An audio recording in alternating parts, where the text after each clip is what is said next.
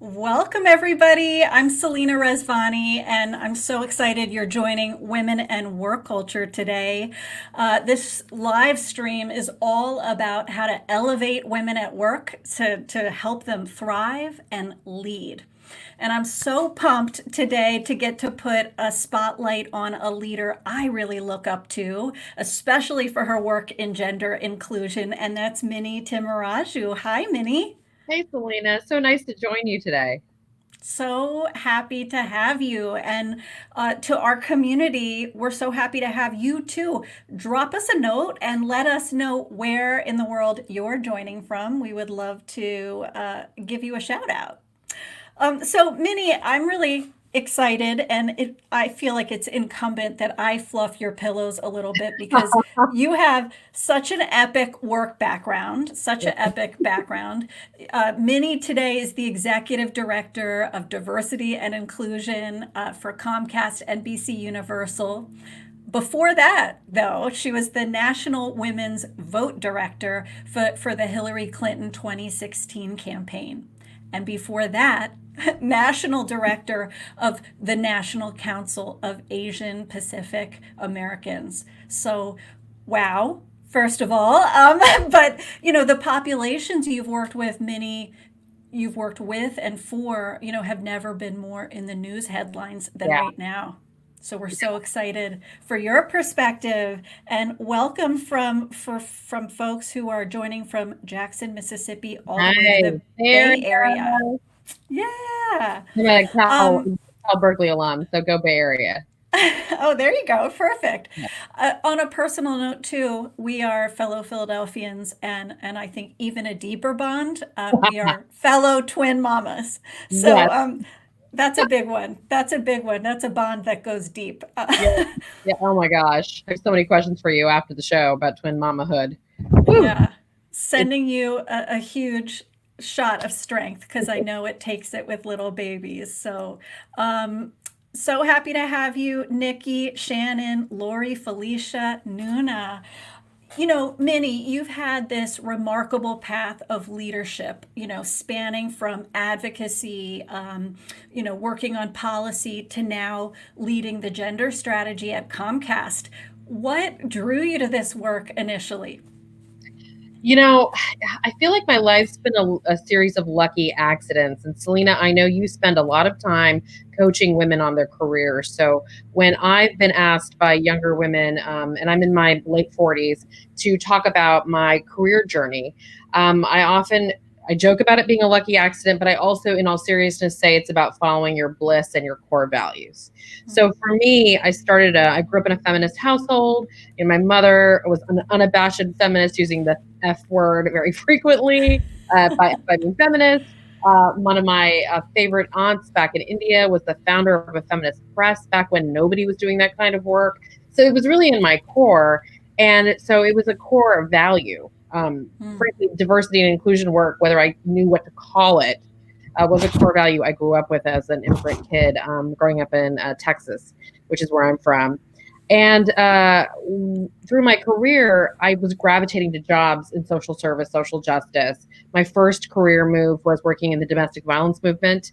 Later, as an advocate, I was very involved with the reproductive rights movement, which is how I was cycling in and out of campaign work, policy work, but always sort of centered in either diversity or gender equity. Whether it was conscious or unconscious, I was following my bliss and I was following my vision and my values. And it sort of all accidentally landed at Comcast. I was really lucky. after 2016. I think everybody knows what happened in 2016, and there's a whole other conversation to be had. And I'd be happy to help you have it with some other great thinkers as we get closer to the November election about gender equity and the electoral map. It's incredible, interesting stuff we learned in 2016. But I was really lucky that at the time, somebody who was really a mentor to me and a dear friend who had been at Comcast and had really built their Asian American outreach program was leaving the company. And he literally called me 3 days after we lost the election and said, "I'm sure you have no idea what you're doing, but would you ever come to Comcast?" And that to me is a good example of keeping all your connections and all your relationships from every walk of, or part of your life intact. Because Johnny, who called me from Comcast, he and I knew each other from serving on a board together in the Asian American space. But he also knew I had this passion for gender inclusion and that was work that Comcast really wanted to do as well. So it was just a really lucky accident. The timing was perfect. I didn't seek it out, a career in corporate D&I, but I was really blessed. And it's been a fascinating journey working at Comcast with some incredible D&I leaders like David Cohen, my original boss, and now Karen Buchholz. So much more I could say about that, but that's how I got here. That's so awesome. And I think you're inspiring a lot of people who look back and see a pattern in their own career of being drawn to certain things, but maybe not always seeing the pattern in the moment. And Yeah. I love that thread that clearly, you can see woven through your career. Um, Comcast has so many, accolades for being a great place to work, and especially around, diversity or gender inclusion. I wonder, is there one practice in particular that you think makes a difference to support women? So it was interesting. Right before the show, we had a quick chat about how you got started in this line of work and how you became really an expert in this space. I will say the best indicator of a gender, a corporate culture or a nonprofit culture, any organizational culture that fosters gender inclusion is who's at the top. And if you don't see women in the C-suite, if you don't see women in critical areas of leadership, building and developing those leadership and training programs for employees, running talent, running recruitment, on those comp committees, you need to take another look at the company culture. I was really lucky. I've only been at the company for 3 years, but when I entered, we had women in charge of most of these critical areas of the company. And we've had many women directly reporting into our CEO, Brian Roberts, as well as our cable CEO, Dave Watson, as well as our NBCU leadership team. So looking at that executive leadership team, I don't think, if you're not already there, what practices can you pursue to reach gender equity at your company? I think it's going to be about building the pipelines to get women into that SLT, ELT, C-suite. Again, I was lucky by the time I came to the company that hard work had happened, but now it's about making sure we have successors and we have other talent ready to succeed and jump into those roles for the next generation. And that's an ongoing, as you know, and I'm sure your other guests have talked about, that's an ongoing process of leadership pipeline programs, recruitment and retention programs, making sure comp is fair, all of the above. Right. But the That's one right. singular thing I would identify is women in leadership at the highest levels of your company in real decision-making roles. That's so powerful, isn't it? It's such a powerful visual reminder and Yeah, physical and real reminder that this is a priority here when you look up and you see women there. So I'm so happy to hear that. And I'm sure that inspired a lot of your decision to be part of the team. I absolutely. want to I want to kind of shift gears a little bit. There's so many headlines right now about people experiencing things like Zoom fatigue, and where we feel this tax, right? Because we're all on the video conference so much. But I think what's easy to forget, even though that tax might be real, it's easy to forget some people don't even have Zoom. They don't Right. even have internet, right? To have this issue. Can you talk a little bit about what you all at Comcast are doing to bridge some of that digital divide? Yeah. So we're really proud of a program, and you're a Philadelphian, so you know Comcast, and you've worked with us.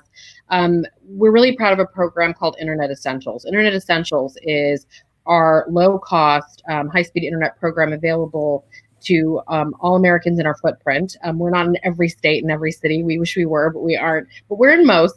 And usually that program is $9.99 a month. Since coronavirus and COVID-19 crisis really dramatically showed the significant digital divide disparities in this country, we've offered Internet Essentials free for new customers through June 30th, understanding that we had a responsibility to get kids and their parents through the school year.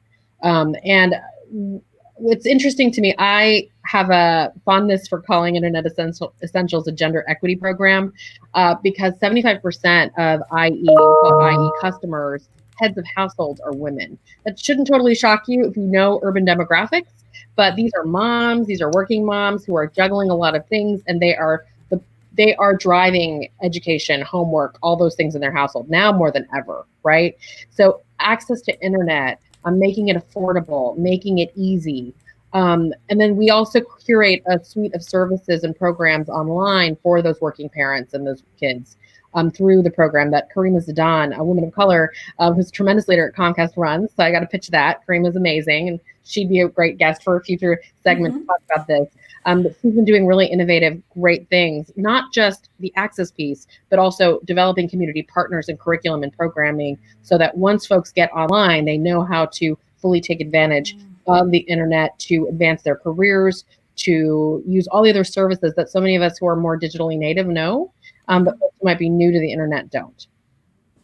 So that's one big thing we're doing right now.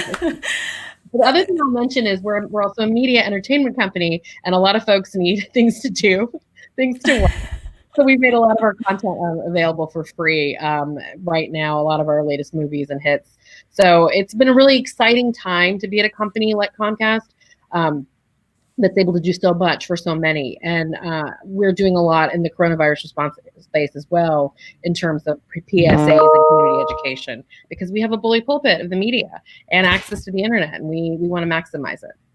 That's awesome. You're getting some even additional questions about supports that are offered to parents, and I think you were just speaking to some.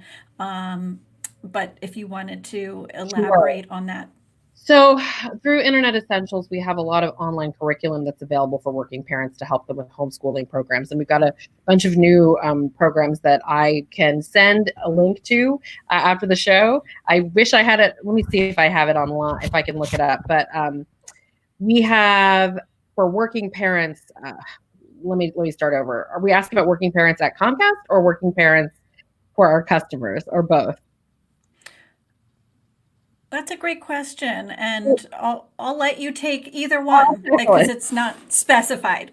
Yeah. So for bottom line, for working parents who are customers, we are trying to make access to internet for low income folks as easy as possible and free. We've also opened up our Xfinity Wi-Fi hotspots for free in all of the areas. We've paused on our data plans, no disconnects or late fees right now, and information and educational content on X1, which is if you're an Xfinity customer and you say into your voice remote, educational content, you're going to see that's the easiest way to find it. Educational content free on X1 into your voice remote. You're going to see fantastic resources for you to augment your kids' homeschooling. You may not be looking for new resources, you might be looking for entertainment, but you might also find educational entertainment for your kids. That's a smattering of what we're doing for our customers who are parents and their kids. We're hoping to roll out even more in coming months. We also have 24/7 network monitoring, which we know is really, really important for parents with kids right now at home with who are worried about screen time and worried about too much access and worried about what kind of content their kids are absorbing. So that's a taste of what we're working on right now and what we're offering.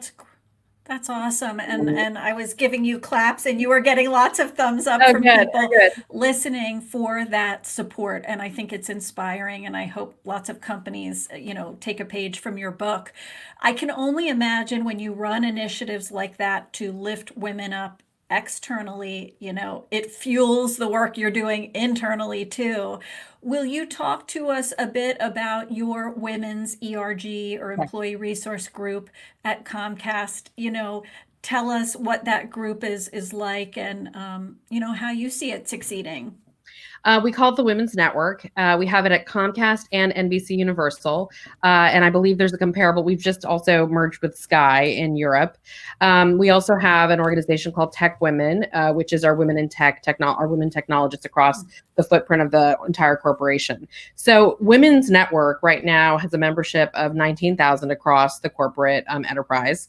What's really, there's a couple of things that I think are really innovative and exciting about Women's Network. One, when I talked about women in leadership and how critical they are to shaping future prospects for women and changing culture, the champion and most significant leader of Women's Network for a long time was Darcy Redney, who actually just announced her retirement. She is our chief communications officer for Comcast, women in the C-suite, incredible powerhouse at Comcast. She personally has mentored hundreds of women executives at the company and done so much to invest and grow the Women's Network. That's really key because she's a C-suite woman running the show, and you cannot underestimate the power of that. But on top of that, our last two cable presidents, and currently that's Dave Watson, have also been the executive champions of Women's Network. So that leads me to talking about male allyship and how important and critical that has been to women leaders, women in Women's Network. If it weren't for, frankly, male CEOs and SVPs and EVPs at the company investing significant time mentoring and really connecting the work of the Women's Network to the business priorities, there's no way it would have been as successful. So our Women's Network leaders are really keenly focused on how do they develop and understand the latest in business developments at the company, and how do they build and use the talent and the energy and enthusiasm of their ERG members to really support and drive business development, business initiatives. And that's noticed by the company. So a combination of really high level executive sponsorship and really talented, innovative ERG leaders who together are doing some really exciting, innovative things for the company. I love that. And I think you can see how it gives that group teeth, right? And it gives the group more credibility when you have at the tippy top, that strong vocal support, plus the folks grassroots running it, which is really exciting. It's not a niche side thing. It's not like, we've got, not that any of these ERGs in any company are niche, but there's a difference in a group that's kind of treated like a social club, or a group that's got leaders who are driving business imperative, business initiatives through their work. So it's a really savvy group of leaders, and they figured out how to really make sure women are represented in a lot of really key decisions and discussions at the company. Yeah, and I see Deirdre Joy Smith, a long-standing friend of Comcast and me, shouting out some of the great leaders she's seen. Yes. Sharice Lilly, Karen Buckles, Andrea Agnew, among others. And I just want to say I had the joy of interviewing Darcy Redney for my first book. And she was so kind. Fantastic. To take an hour with me to tell me about her pearls and her leadership lessons. One of the things I most respect about Comcast is that you as a group have not shied away from numbers, from some of the hard numbers. Very data driven, yeah. But some companies don't do that. And I know you've been, public and vocal about having goals like we want 50% women at each level. I'm curious, when you set a goal like that, how do you put action behind it? How do you say, yes, that's our goal. Now we're going to, put behaviors in alignment with that number? So I'll cite a couple of things, and then I'm going to throw some stats just because I can. Because we're data driven and we like to brag about our stats. So a couple of things. Operationally, we're very transparent about these goals. Number one, these goals aren't like in a file locked away. They're on our website. Our executives are out there talking about them. I'm talking to you about them now. They're all there if you go to our website. If you go to diversity.comcast.com, you're going to see our 2019 values report. The 2020 report will come out soon. It will be very explicit in where our goals are, and it will track. You will see in remarkable detail our tracking for the past 10 years, how we've done since the inception of these programs and these goals. So that's really important and fundamental. Number two, We have very aggressive advisory councils. So we have an internal diversity council and a joint diversity council. The internal diversity council is made up of key executives across the business who are in roles that they really are responsible for, things like procurement goals, talent goals, retention goals, corporate social responsibility. We consider all of those things metrics for how we evaluate diversity, not just HR and talent. We're looking at where we invest in the community, who our subscribers are, what's happening on who's behind and in front of the camera, all of that. And we're tracking it and we release all that information. But the diversity councils are key. The other, because they're really helping make sure to take those goals back and build them into their business plans.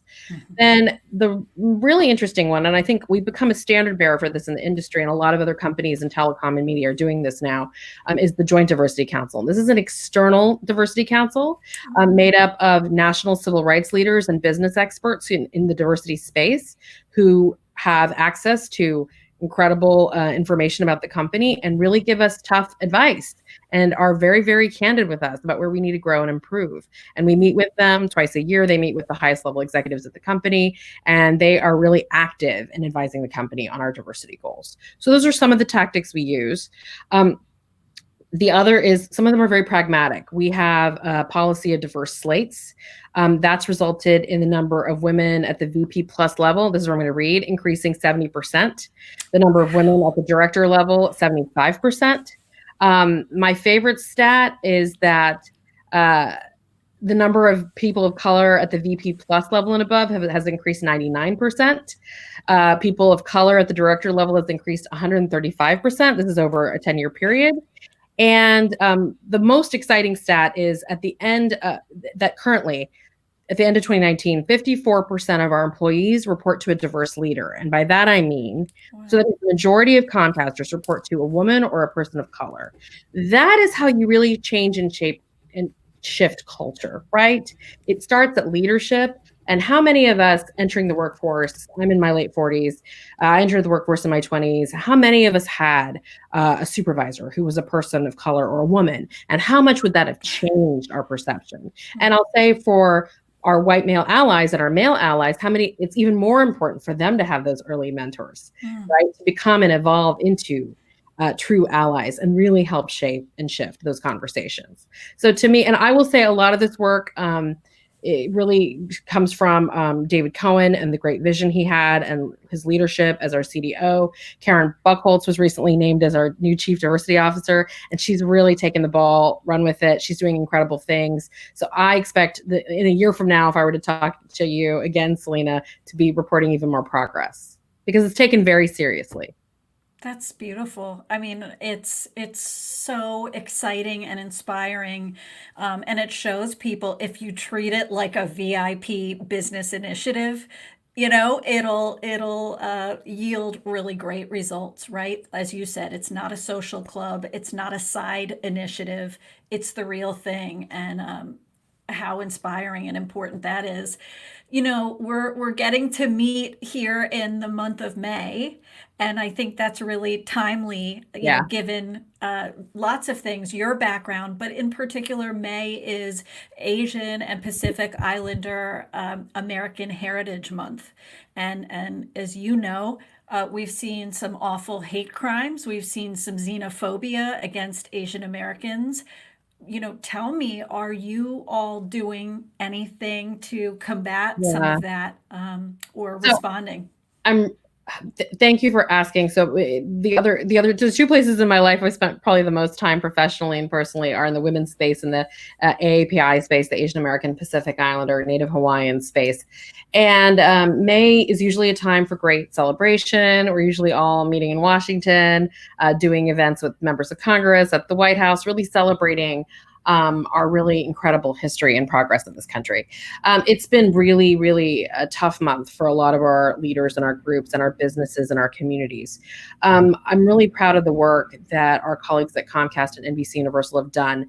I'll say a couple of things. From the Comcast side, we have partnered with some of our friends in the Asian American civil rights leadership community to produce and air PSAs. So one of the best things a media company could do is provide PSAs, really educating the community and also providing resources, hotlines and websites where folks can go to report crimes.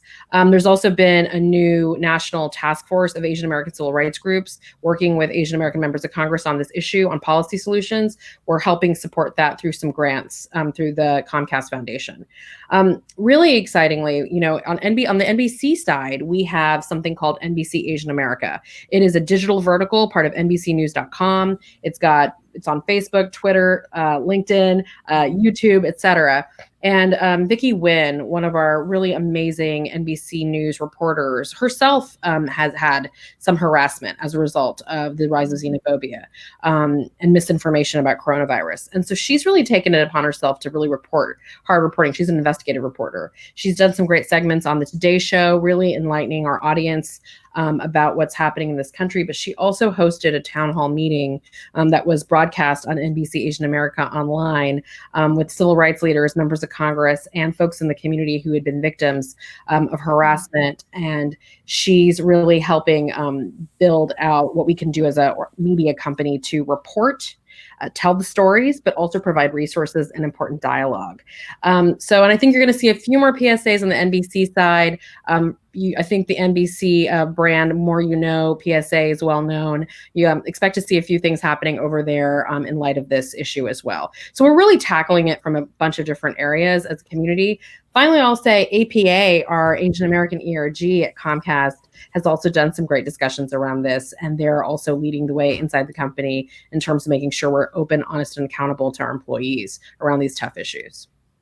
That's awesome. And I think, you would think for any company, it's going to up your rates of success if you're trying to get at a problem from multiple angles, not just one, right? And so I love that you're approaching it that way. We're really lucky that we're the kind of company that has the resources to approach it from all of these different angles. And some of these really tough issues, we're uniquely situated, right, to provide support. And I'm just really proud that it didn't take very much for everyone to jump on board and produce and connect and support all this programming.